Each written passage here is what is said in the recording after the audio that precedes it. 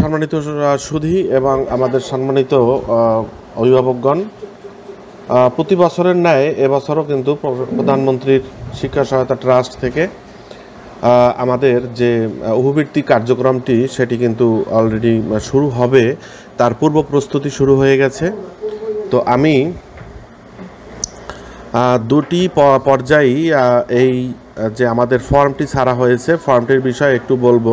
কারণ প্রতি বছর আমাদের বিভিন্ন প্রতিষ্ঠান থেকে যে সমস্যাগুলো সৃষ্টি হয়, মূলত আমি এই ট্রাস্টের জেলা পর্যায়ের একজন ট্রেইনার হিসাবে আমি কিন্তু অন্তর্ভুক্ত আছি এবং বিগত কয়েক বছর ধরে শিক্ষা সহায়তা ট্রাস্টের সাথে কাজ করে যাচ্ছি এবং ট্রাস্টের একজন প্রশিক্ষক হিসাবে আমি যতটা পারা যায় আমি নিজের সাধ্যমতো সরকারি যে প্রোগ্রামগুলো হয়, যখন যেখানে প্রোগ্রাম দেয়া হয় বিভিন্ন উপজেলায়, এই ফর্মগুলো ফিল আপ করার ব্যাপারে কিন্তু আলাপ আলোচনা এবং সবাইকে গাইডলাইন দেওয়ার ব্যাপারে কিন্তু কাজ করে থাকি। তো সর্বশেষ আমি গত বছর আমাদের প্রোগ্রাম ছিল আমাদের পার্শ্ববর্তী পিরোজপুর জেলার পার্শ্ববর্তী উপজেলা, যেটা হচ্ছে নেছারাবাদ উপজেলা। সেখানে সর্বশেষ আমাদের প্রোগ্রাম ছিল। সকল বিদ্যালয়ের সম্মানিত প্রতিষ্ঠান প্রধানগণ এবং কম্পিউটার শিক্ষকগণ উপস্থিত ছিলেন।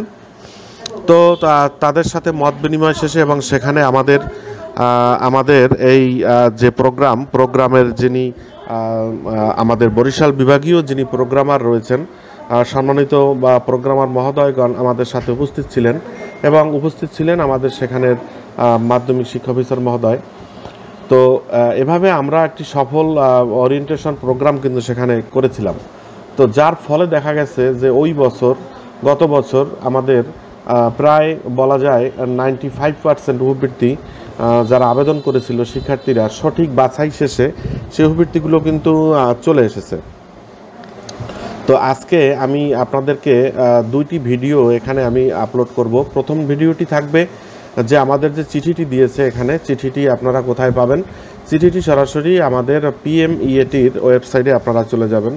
PMEATর ওয়েবসাইট থেকে সরাসরি আমাদের যে প্রথম যে নোটিশটি আজকে, এটি কিন্তু নোটিশটি এসেছে সমন্বিত অভিবৃত্তি কর্মসূচির আওতায় 2025 শিক্ষাবর্ষের ষষ্ঠ এবং নবম শ্রেণীর শিক্ষার্থীদের বিশেষ ক্ষেত্রে সমমান শ্রেণীর অভিবৃত্তির যোগ্য শিক্ষার্থী নির্বাচন পদ্ধতি নির্ধারণ করা এবং HSP MIS এর তথ্য এন্ট্রি করা। তো প্রতি বছর দেখা গেছে যে এই সমস্যা এন্ট্রির ক্ষেত্রে আমরা বিভিন্ন ধরনের সমস্যার সম্মুখীন হয়ে থাকি। তো সমস্যার কারণে আমাদের প্রচুর শিক্ষার্থীরা কিন্তু বাদ পড়ে যায় এবং সময়ের ভিতরে কিন্তু আমরা এটি করতে পারি না। তাই এই বছর আগে থেকেই আমি আপনাদেরকে বিশেষভাবে অনুরোধ জানাবো যে সম্মানিত অভিভাবকগণ, বিশেষ করে আমরা আগামী রবিবার থেকেই কিন্তু বিদ্যালয় থেকে এই ফর্মগুলো বিনামূল্যেই আমরা কিন্তু বিতরণ করা শুরু করব এবং আপনাদেরকে যেমন আমাদের প্রতিষ্ঠানে আমরা কিন্তু আগামী রবিবার আপনাদেরকে নিমন্ত্রণ করেছি। আপনাদের শতভাগ উপস্থিতি আমাদের বিদ্যালয়ে আমরা চাচ্ছি এবং সেখানে থেকে আপনাদের সাথে একটি মত বিনিময় করে আমরা এই যে এন্ট্রি পদ্ধতি এবং আপনাদেরকে যে ফর্মটা আমরা দিয়ে দেব, সেই ফর্মটা, এই যে ফর্মটার নমুনাটা দেখাচ্ছি, এই ফর্মটা কিন্তু আপনাদেরকে দিয়ে দেব। এই ফর্মটা আপনারা সুন্দর মতো ফিল আপ করবেন এবং এই ফর্মের কোথায় কি থাকবে সেই বিষয়গুলো আপনাদের সাথে কিন্তু মত বিনিময় আমরা করে আপনাদেরকে একটা সঠিক গাইডলাইন দেব এবং পার্শ্ববর্তী অন্যান্য যে সকল উপজেলা বা আমাদের প্রতিষ্ঠান আছে, আমরা প্রয়োজনে সেই সকল প্রতিষ্ঠানগুলোকেও আমরা গাইডলাইন দিয়ে সঠিকভাবে এটি পূরণ করা, কোনো যেন মিথ্যা তথ্য এখানে না থাকে এবং বাছাই কমিটি গঠনের মাধ্যমে একটি সুন্দর বাছাই করে আমরা যেন এটি করতে পারি। তো এখানে আমি একটু ফর্মটা দেখাচ্ছি, এরপরে আমি সরাসরি অনলাইনে, যদি অনলাইন থাকে খোলা, অনলাইনে চলে যাব এবং অনলাইন থেকে লগ ইন করে কিভাবে আমরা এই অভিবৃত্তি সংক্রান্ত কাজটি আমরা HSPতে আমরা ডাটা এন্ট্রি করব, সেই বিষয়টাও কিন্তু আমি পরবর্তীতে আমরা বলে দেব। এবং ইতিমধ্যে কিন্তু একটা চিঠি ছিল, যে চিঠিটি আমাদের পিরোজপুর সদর উপজেলা মাধ্যমিক অফিস পেজ থেকে আমাদের সম্মানিত সদ্য স্যার তিনি কিন্তু অলরেডি তিনি কিন্তু এটি পাবলিশ করেছিলেন ফেসবুক পেজে। এখানে বলা ছিল যে অনেকেই কিন্তু ইতিমধ্যে আমরা আমাদের এইচএসপি এমআইএস সফটওয়্যারের পাসওয়ার্ড আমরা হারিয়ে ফেলেছি, তো পাসওয়ার্ডে লগ ইন হচ্ছে না, এবং এর জন্য কিন্তু আমাদের এই এইচএসপি এমআইএস সফটওয়্যারে নতুন একটি পাসওয়ার্ড সেট করার জন্য সবাইকে বলা হয়েছে, এবং সেখানে কিন্তু একটি মোবাইল নম্বর দেওয়া আছে, আমাদের এখানে লগ ইন করা আছে। সেই মোবাইল নম্বরে একটি ওটিপি চলে আসে যখন আমরা এটা করতে যাই, এই পাসওয়ার্ডটি পরিবর্তন। তো দেখা গেছে যে বেশিরভাগ প্রতিষ্ঠান, অনেক প্রতিষ্ঠানে কিন্তু এই ওটিপিটি মোবাইলে আসছে না, অর্থাৎ কোন মোবাইল নম্বরটি সেখানে দেয়া আছে এই সমস্যার কারণে সেখানে কিন্তু আমাদের এটি দেখা যাচ্ছে না যে ওটিপিটা কার মোবাইলে আসছে, সরকারি সিমে আসলো বা অন্য কোনো সিমে আসলো কিনা, যার কারণে কিন্তু ওটিপি না আসলে কিন্তু আমরা পাসওয়ার্ড পরিবর্তন করতে পারছি না। সুতরাং এই সমস্যাটা কিন্তু আমাদের থেকে যাচ্ছে, এবং এটি কিন্তু দ্রুত সমাধানের লক্ষ্যে আমাদেরকে একটি ফর্ম দেওয়া হয়েছে, যে ফর্মে স্কিম পরিচালক বরাবর আবেদন হবে, এবং মাধ্যম হচ্ছে উপজেলা শিক্ষা কর্মকর্তা, এবং প্রতিষ্ঠান প্রধানের মোবাইল নম্বরে ওটিপি প্রাপ্তি প্রসঙ্গে এখানে ওই প্রতিষ্ঠানের যে ওটিপি সেটি কিন্তু আনার জন্য বর্তমান যিনি দায়িত্বে আছেন প্রতিষ্ঠানের, তার মোবাইল নম্বর সহ প্রতিষ্ঠানের যাবতীয় তথ্য এটি দিয়ে যখন মাধ্যমিক অফিস থেকে ফরওয়ার্ড করা হবে এটি, তখন কিন্তু প্রতিষ্ঠান প্রধানের মোবাইলে এই পাসওয়ার্ডটি চলে আসবে, দুঃখিত ওটিপিটি আসবে। যখনই ওটিপিটি আসবে তখন পাসওয়ার্ড পরিবর্তন করার ব্যাপারে আমরা কিন্তু কাজ করতে পারবো। তো এই বিষয়টি কিন্তু আপনারা সবাই যদি খেয়াল নাও করে থাকেন, ইতিমধ্যে প্রতিষ্ঠান প্রধান সম্মানিত যারা আছেন আপনারা কিন্তু খেয়াল করবেন, এবং আজকেই আমার এই ভিডিওটি আমি পাবলিশ করার পরেই আপনারা সবাই আপনাদের এইচএসপি মডিউলে আপনারা লগ ইন করার চেষ্টা করবেন। লগ ইন করার চেষ্টা করতে গিয়ে যদি দেখেন যে সেখানে পাসওয়ার্ড পরিবর্তন চলে আসছে, এবং সেটি পাসওয়ার্ড পরিবর্তন করতে গিয়ে আপনাদের মোবাইলে কোনো ধরনের ওটিপি আসছে না, বা আপনার সাথে যে কয়টি সিম আপনি ব্যবহার করেন কোনো সিমেই আপনার ওটিপি আসছে না, তাৎক্ষণিকভাবে আপনি কিন্তু এই ফর্মটি বের করে, ফর্মটি আমি দেখাচ্ছি এখানে কি কি আপনাকে দিতে হবে।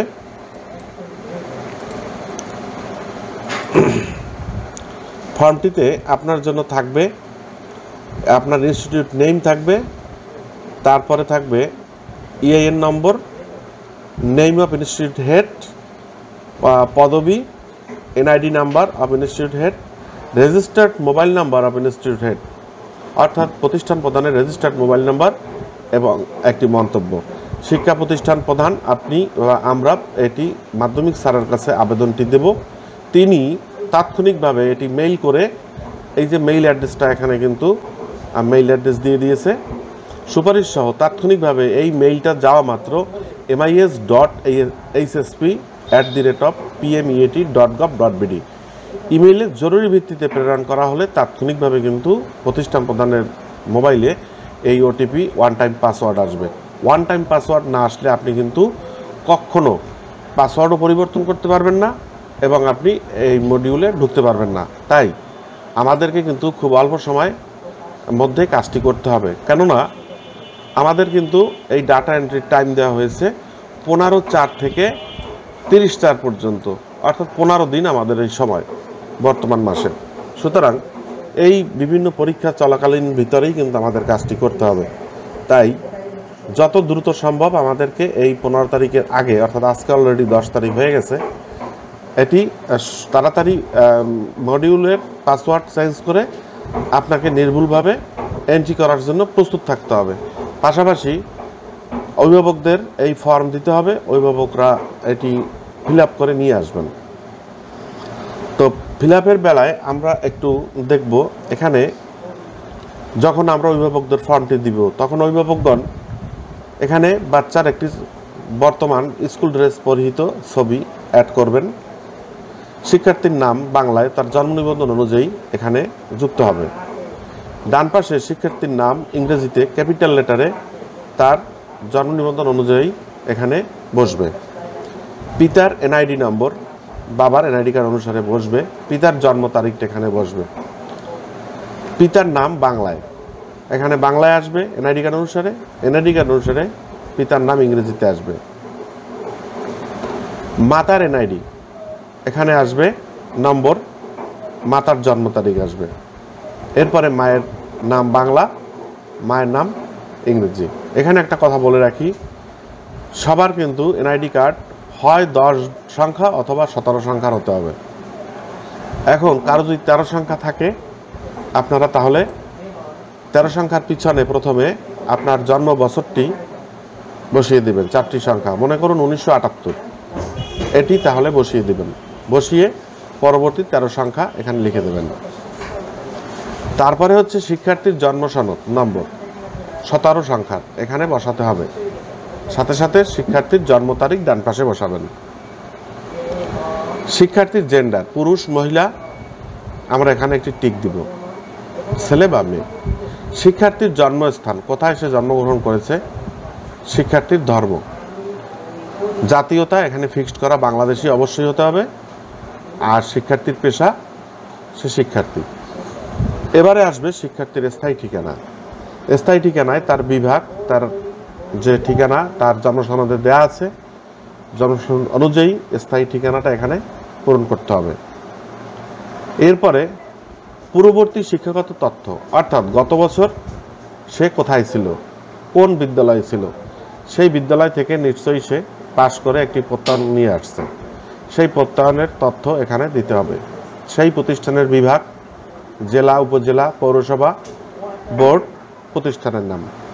এখন এখানে বোর্ড, যদি সে প্রাইমারি হয় তাহলে প্রাথমিক শিক্ষা অধিদপ্তর বা DPE, primary education board, DPE অথবা প্রাইমারি শিক্ষা অধিদপ্তর। প্রতিষ্ঠানের নাম, সেই প্রাথমিক বিদ্যালয়ের প্রতিষ্ঠানের নাম দিতে হবে। পূর্ববর্তী শ্রেণী নিশ্চয়ই 5ম শ্রেণী হবে। পূর্ববর্তী পরীক্ষার নাম সমাপনী, 5ম শ্রেণীর সমাপনী। রেজিস্ট্রেশন নম্বর, ওদের একটা রেজিস্ট্রেশন নম্বর পড়েছে, ফলাফল কি হয়েছে সেটি ওর ওই প্রত্যয়নপত্রে দেয়া আছে, এবং উত্তীর্ণ হওয়ার বছর এখানে দেয়া আছে। এরপরে হচ্ছে বর্তমান শিক্ষাগত তথ্য, অর্থাৎ বর্তমানে সে যে আমাদের প্রতিষ্ঠানে আছে সেই প্রতিষ্ঠানে তার বিভাগ, আমাদের বিদ্যালয়ের জেলা, উপজেলা, পৌরসভা, প্রতিষ্ঠানের নাম, তারপরে শ্রেণী, সে বিভাগ, যদি সে 9ম শ্রেণীতে হয় তাহলে সে কোন গ্রুপে আছে, শাখা, রোল নম্বর। এবার সবথেকে গুরুত্বপূর্ণ যে বিষয়টি মনোযোগ দিয়ে দেখতে হবে, অভিভাবকের তথ্য। এখানেই কিন্তু আমরা সব ভুল করি। অভিভাবক একজন থাকবেন, তিনি হতে পারেন পিতা, হতে পারেন মাতা, অথবা অন্যান্য যে কোনো একজন। যাকে আমরা অভিভাবক বানাবো তার তথ্য এখানে অভিভাবক দেব। মনে করি কোনো বাচ্চার বাবা মা কেউ বেঁচে নেই, অথবা বাবা মার কাছে নেই, অথবা বাবা মা বিদেশে থাকে, অথবা বাচ্চা অন্য জায়গায় পড়াশোনা করে, বাবা মার কাছে আসা সম্ভব নয়। এমন যদি হয় তাহলে তাকে আমাদের কিন্তু এখান থেকে যে বাড়িতে থাকে সেই বাড়ির যে কোনো একজনকে অভিভাবক বানাতে হবে, যার এনআইডি কার্ড আছে এবং তার এনআইডি কার্ড দিয়ে একটি নগদ নাম্বার খুলতে হবে। তো এখানে তার নাম লিখব। প্রথম হচ্ছে সম্পর্ক, পিতা, মাতা, অন্যান্য হলে তার অন্যান্য, তার জন্ম সনদ নম্বর, অভিভাবকের এনআইডি নম্বর, তার জন্ম তারিখ, অভিভাবকের নাম বাংলায়, ইংরেজিতে। যদি বাবা হয় তাহলে বাবার তথ্য এখানে আসবে, মা হলে মায়ের সকল তথ্য আসবে, অন্য কেউ হলে দাদা, দাদি, নানা, নানি, মামা, মামি, কাকা, কাকি, যে হোক তার ঠিকানা এখানে এবং তার মোবাইল নম্বরটি আসবে। অভিভাবকের স্থায়ী ঠিকানা, যে অভিভাবক উপরে যাকে দিব তার স্থায়ী ঠিকানাটা এখানে চলে আসবে। এবার শিক্ষার্থীর আর্থিক অবস্থা সংক্রান্ত টিক দিতে হবে। এখানে যে প্রশ্নগুলো থাকবে এই প্রশ্নগুলোর উপর ভিত্তি করেই কিন্তু সে নির্বাচিত হবে এই উপবৃত্তির জন্য। শতভাগ উপবৃত্তি প্রাপ্তির জন্য এই ফর্মগুলোর তথ্য সঠিকভাবে আমাদেরকে দেয়া উচিত। কে আবেদনকারীর পড়ালেখার খরচ বহন করে, মা, বাবা, অথবা মা বাবা ব্যতীত অন্য অভিভাবক, যে হোক সেটা লিখতে হবে অথবা টিক দিতে হবে। আবেদনকারী কি বাংলাদেশের ক্ষুদ্র নৃগোষ্ঠীর পরিবারের সদস্য কিনা, অর্থাৎ উপজাতি ক্ষুদ্র নৃগোষ্ঠী কিনা। যদি হয় তাহলে হ্যাঁ, তাহলে সে কোন গোষ্ঠীর সেটা এখানে আমরা দেব। আবেদনকারী কি মুক্তিযোদ্ধা প্রজন্ম কিনা, হ্যাঁ হলে সে বীর মুক্তিযোদ্ধার নাম এবং তার সাথে সম্পর্ক এবং প্রমাণপত্র দিতে হবে, অর্থাৎ সেই মুক্তিযোদ্ধার যিনি তার সেই মুক্তিযোদ্ধার সনদপত্র সেটির কপি কিন্তু এখানে আপলোড করতে হবে এবং নিচে বীর মুক্তিযোদ্ধার নাম লিখতে হবে, তার সাথে সম্পর্ক লিখতে হবে। এবারে আছে অভিভাবকের শিক্ষাগত যোগ্যতা, এটা দেখে দেখে লিখতে হবে। অভিভাবক যিনি থাকবেন, বাবা যদি হন তাহলে অভিভাবকের স্বামী অথবা স্ত্রী, তাহলে মা স্ত্রীর শিক্ষাগত যোগ্যতা। আবেদনকারী কি সরকারি কোনো উৎস থেকে অভিবৃত্তি বা শিক্ষা ভাতা পান কিনা, অর্থাৎ আবেদনকারী বলতে আমার যে বাচ্চা সে কোনো সরকারি উৎস থেকে এখানে এটি পায় কিনা।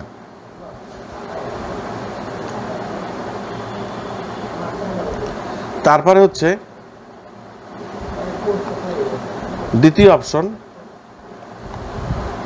আবেদনকারীর কি কোনো শারীরিক প্রতিবন্ধকতার কার্ড আছে কিনা, অর্থাৎ যে বাচ্চা তার কোনো শারীরিক প্রতিবন্ধী কার্ড আছে কিনা। যদি থাকে তাহলে সেই কার্ড সাথে দিতে হবে।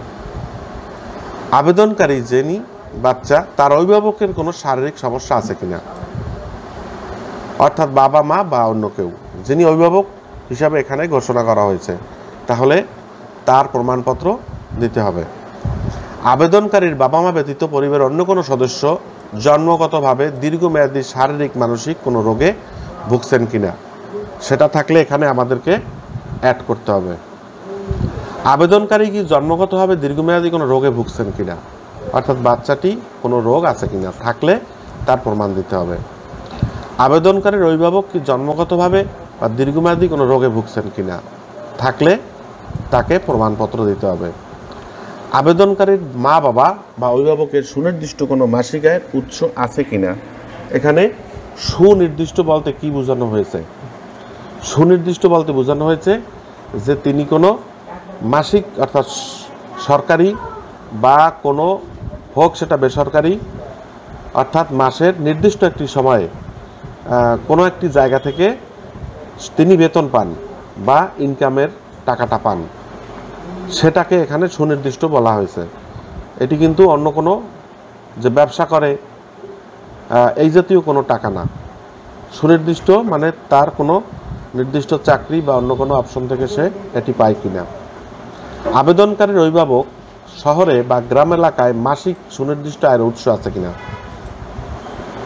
অর্থাৎ আমাদের যে অভিভাবক যাকে আমরা বানাবো সে যদি থাকে শহরে, শহরে তার কোনো সুনির্দিষ্ট অর্থাৎ সে শহরে কোনো চাকরি বা কোনো মাসিক সুনির্দিষ্ট কোনো আয় থেকে সে পায় কিনা, আর অথবা গ্রামীণ এলাকায় তার নির্দিষ্ট কোনো আয়ের উৎস আছে কিনা। যে গ্রামে একটি ফার্ম আছে, এটি কিন্তু সুনির্দিষ্ট আয়ের উৎস না, কারণ ফার্ম থেকে তার মাসিক আয় সুনির্দিষ্ট হবে না, সুতরাং এটি কিন্তু দেয়া যাবে না। যেমন এটি হয় যে গ্রামে কোনো বিদ্যালয়ে চাকরি করে, এটি সুনির্দিষ্ট। শহরে কোনো একটি অফিসে চাকরি করে সুনির্দিষ্ট, কিন্তু শহরে একটি দোকান আছে, এই দোকান থেকে এটা সুনির্দিষ্ট না, এটা আজকে আছে কালকে নাই, এমনও থাকতে পারে, এই সুনির্দিষ্ট আয় না। পরের অপশন, পরিবারের কয়জন সদস্য চাকরি করেন, এটা তথ্য দিতে হবে। আবেদনকারীর অভিভাবক কোনো উৎস থেকে কি কোনো আয় করেন, এইখানে অপশনগুলো দেওয়া রয়েছে, আপনারা পরে যদি এই থেকে কোনো কিছু আয় আসে তো ভালো, অথবা অন্য কোনো অপশন থেকে আসলে সেটা দিয়ে দেবেন। মা বাবা দুজনেই জীবিত অথবা কেউ জীবিত নেই অথবা একজন জীবিত আছে, এই তথ্যটা এখানে দিতে হবে। 18 বছরের নিচে পরিবারের সদস্য সংখ্যা কতজন, আবেদনকারীর কোন এলাকায় বাস করে, এখানে আমরা সবাই সমতল এলাকা, আর যদি কেউ পাহাড়ি এলাকায় থাকে, বস্তি এলাকা, ছিটমহল, যে সে অন্য এলাকা থেকে এসেছে তাকে এখানে রাখা হয়েছে, সরকারি বাসভূমিতে তাকে দেওয়া হয়েছে, এই রকম যদি বোঝায় সেটাকে বলা হবে ছিটমহল। বস্তি এলাকা তো আমরা সবাই বুঝতে পারছি, চর এলাকায় যদি সে তার বাড়ি থাকে, কোনো হাওর এলাকায় যদি বাড়ি থাকে, তাহলে সে এটা উল্লেখ করতে হবে। আর পাহাড়ি এলাকা তো আমরা বুঝতে পারছি, সমতল বলতে বোঝায় আমাদের যে এলাকা সমতল ভূমি, সে তাহলে আমাদের এখানে সমতল ভূমি, আমাদের এলাকার মানুষ বাচ্চা হলে সমতল। আবেদনকারীর বাড়িতে কয়টি কক্ষ আছে? এখানে আমাদের কিন্তু একটি ভুল হবে, এটি একটি বুঝতে হবে। কক্ষ বলতে আমরা তখনই বুঝবো যখন কোনো সেটি ইটের দেয়াল দেয়া থাকবে অথবা সেটির উপরে ছাদ দেয়া থাকবে। এমন যদি কোনো দালান হয়, রুম, সেটাকে আমরা তখন কক্ষ হিসেবে ভাগ করতে পারবো। আর যদি সেখানে এইটি না থাকে যে উপরে টিনের ছাইনি, এটা ইটের দেয়াল, সেটি কিন্তু এখানে কোনো কক্ষ হিসাব হবে না। তার বাড়িটি তাহলে একটি বাড়িই হবে, একটি টোটাল কক্ষ একটি। কিন্তু যখনই তার উপরে আরসিসি ঢালাই থাকবে ছাদ, আর নিচে তার দেয়াল থাকবে এবং সেখানে ভিতরে রুম থাকবে, তখন সেটিকে আমরা কক্ষ হিসাবে ব্যবহার করব, তখন সেটি কিন্তু কক্ষ হিসাবে আসবে। এই ভুলটি কিন্তু আমরা প্রায়ই করে থাকি। একটি কাঁচা ঘরের ভিতর 4টি থাকতে পারে রুম, বারিন্দা, বড় ঘর, ছোট ঘর, দিদির রুম, বোনের ভাইয়ের রুম, পড়ার রুম, এগুলো কিন্তু কখনো খাবারের রুম, রান্নাঘর, এগুলো রুম হিসাব করে আমরা দিয়ে দেই 3টি 4টি। তখন কিন্তু আমাদের সফটওয়্যার বুঝে নেয় যে আপনার বাড়িতে একটি বড় ধরনের দালান রয়েছে, ছাদের ঢালাই। তখন কিন্তু আপনি এখানে 0 মার্ক পেয়ে যাবেন, কারণ এই রকম কোনো বাচ্চা উপবৃত্তির আওতায় আসবে না। এরপরে হচ্ছে আবেদনকারীতে বিদ্যুৎ আছে কিনা। যেহেতু শতভাগ বিদ্যুতায়িত সব জায়গায়, তো এখানে না দেওয়ার তো সুযোগই নেই, আর থাকলে না থাকলে তো অবশ্যই না দেবেন।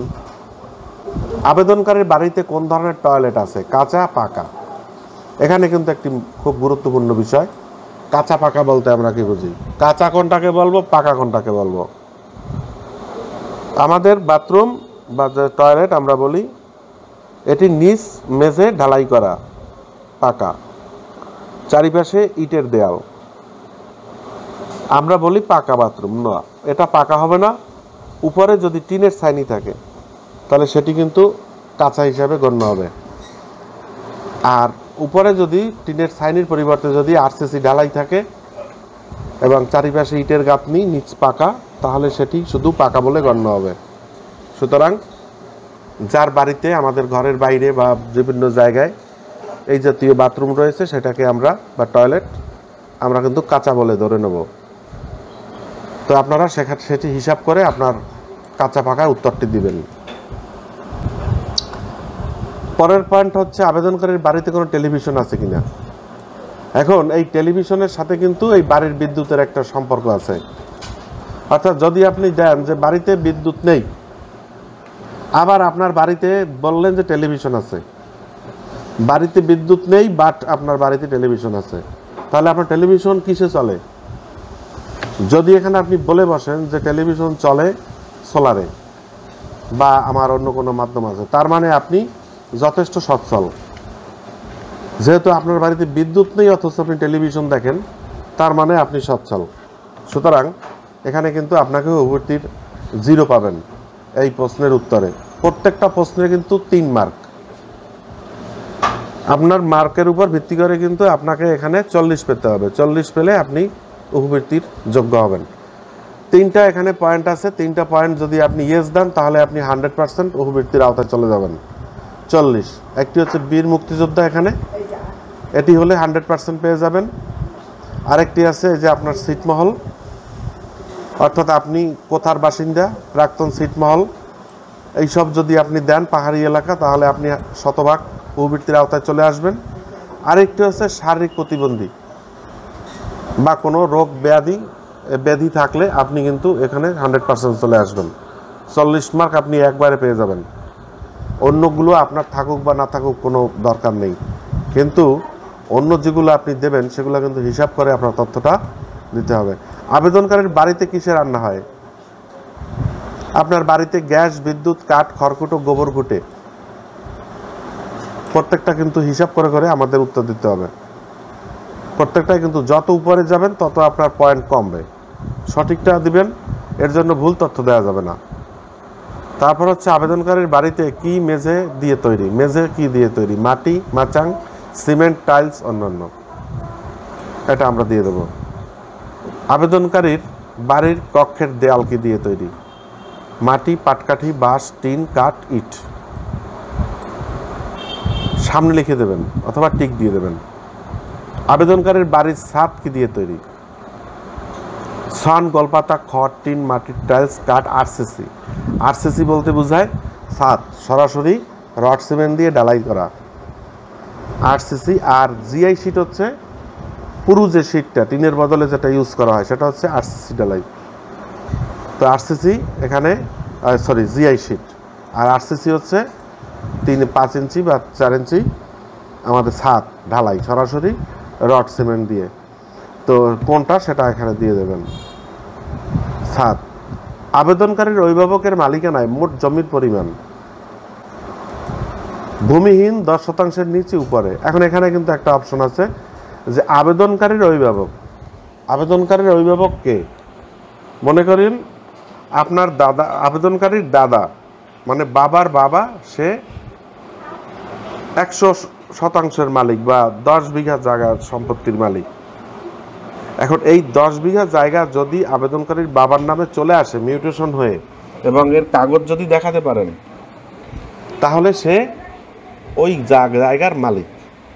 কিন্তু যতক্ষণ তার নামে কোনো কাগজ আমরা দেখাতে পারবো না ততক্ষণ সে ভূমিহীন। মানে ভূমিহীন বলতে এখানে তার নামে নেই, তাহলে সেটা হিসাব করে এখানে কিন্তু আসতে হবে। অর্থাৎ এখন এই ভূমিহীন বলতে কিন্তু আর একটা বোঝানো হয়েছে যে টোটালি যারা একদম জায়গা জমি শূন্য যারা রয়েছেন তাদেরকে, আর অন্য যারা 10%-এর নিচে উপরে এগুলো আমরা হিসাব করে কিন্তু এখানে আমরা দিয়ে দেব। আবেদনকারীর অভিভাবকের কোনো কার্ড আছে কিনা, অর্থাৎ যিনি অভিভাবক, কার্ড থাকলে অবশ্যই কার্ডটি দিতে হবে। আর সর্বশেষ হচ্ছে পেমেন্ট। আমাদের অবশ্যই একটি নগদ অ্যাকাউন্ট, মোবাইল নাম্বারে নগদ অ্যাকাউন্ট থাকতে হবে। এখন এখানে প্রশ্ন হচ্ছে অনেক নগদের বেলায় আমাদের বাচ্চার আগে নগদ অ্যাকাউন্ট করা আছে, প্রাইমারিতে পেত, সেই অ্যাকাউন্টে হবে কিনা? হ্যাঁ হবে। উত্তর হচ্ছে হবে। তবে একটি অপশন এখানে কিন্তু দেখতে হবে যে ওই সিমটি আমাদের যিনি অভিভাবক থাকবেন, এই যে আগে যাচ্ছি, এই যিনি অভিভাবক থাকবেন তার নামে এনআইডি কার্ড দিয়ে এই যে অভিভাবক যাকে বানাবো তার নামে কিন্তু ওই সিমটি রেজিস্টার থাকতে হবে।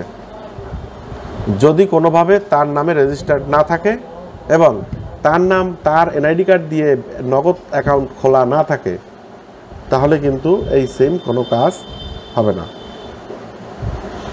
উত্তর হয়তো বুঝাতে পেরেছি যে আমার মেয়ের বা ছেলের অ্যাকাউন্ট টাকা পেত, একটা নগদ অ্যাকাউন্ট, ওকে, কিন্তু সেই সিমটি কার? খোঁজ নিয়ে দেখা গেল সিমটি হলো ওর খালার সিম। সে খালা তো এখানে নেই, তা খালাকে তো আমি অভিভাবক বানাতে পারবো না, সে তো সিম রেখে চলে গেছে তার স্বামীর বাড়ি। সুতরাং এখানে ওই সিম আমার কোনো কাজে আসবে না, তাহলে আমি আর ওই টাকাটা পাবো না। কারণ যখন আমি অভিভাবকের এনআইডি কার্ড দেবো, এনআইডি কার্ডের সাথে কিন্তু ওই আমার সিম নাম্বার মিলবে না। সুতরাং আমাকে এই জাতীয় সমস্যা থাকলে একটি নতুন সিম আমার একটা বাবা মা তার এনআইডি কার্ড দিয়ে কিনতে হবে এবং ওই এনআইডি কার্ড দিয়েই নগদ অ্যাকাউন্টটি খুলতে হবে। হয়তো বুঝাতে পেরেছি। যদি আপনাদের কারো কোনো দ্বিমত থাকে, সমস্যা থাকে, আমাকে মেসেজ বক্সে অথবা সরাসরি আমাদের ভিডিওর কমেন্টসে আপনি জানাতে পারেন, অথবা সরাসরি আমাদের সাথে যোগাযোগ করতে পারেন যদি কোনো জানার কিছু থাকে যে এরপরও আমার যা বুঝতে আরও সমস্যা আছে। আর এখানে অভিভাবকের অ্যাকাউন্ট হিসাব নম্বর বলতে বোঝানো হয়েছে ওই অভিভাবকের যে মোবাইল নম্বরটি সেটি এখানে দিতে হবে, ওটাই হচ্ছে অ্যাকাউন্ট। অভিভাবকের নাম হচ্ছে এনআইডি কার্ডে বানানোর সাথে হুবহু মিল থাকতে হবে। আর প্রদত্ত অ্যাকাউন্ট হিসাব নম্বরটি এখানে, এনআইডি নম্বরটি এখানে দিয়ে দেব। যার মোবাইল নম্বর, যার নামে এই সিম দিয়ে কেনা হবে, সেই মোবাইল নম্বরটি এখানে দিয়ে এনআইডি কার্ডের নম্বরটি দিব।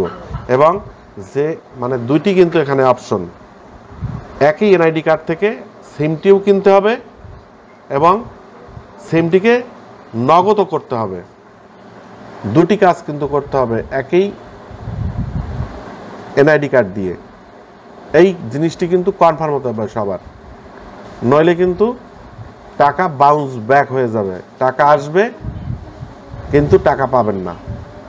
সুতরাং সম্মানিত যারা অভিভাবক আছেন এবং আমার যারা সহকর্মী প্রধান শিক্ষকগণ, সবাইকে বিশেষ অনুরোধ জানাবো, সুন্দর মতো পুঙ্খানুপুঙ্খভাবে সবাইকে এই অপশনগুলো বুঝিয়ে দিয়ে আগামী 3-4 দিনের ভিতরে ফর্মগুলো আবার ব্যাক এনে প্রস্তুত হয়ে যাওয়া এবং পাসওয়ার্ডগুলো ম্যানেজ করে আমরা এইচএসপি মডিউলে ডাটা এন্ট্রির জন্য প্রস্তুত থাকব।